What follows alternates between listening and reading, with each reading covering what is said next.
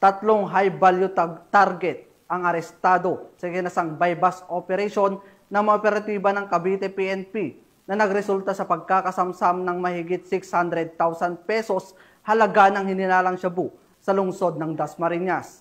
Magbabalita dyan si Patrolwoman Jessie Chris of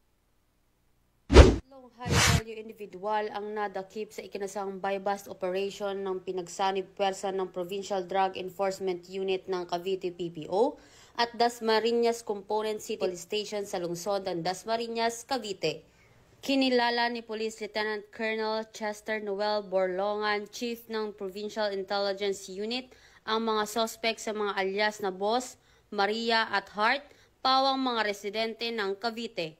Na-recover mula sa mga suspect ang tinatayang 100 gramo ng hinihinalang shabu na may halagang 680,000 pesos, 4 na pirasong heat-sealed plastic sachet at isang 500 pesos na buy-bust money. Ayon sa pulisya, ang operasyon ay isinagawa sa ilalim ng alternative recording device at may koordinasyon sa PDEA. Kasulukuyang nasa kustodiya ng Dasmariñas Component City Police Station ang tatlong suspect habang inihahanda ang kasong isasampa sa paglabag sa Republic Act 9165 o Comprehensive Dangerous Drugs Act of 2002.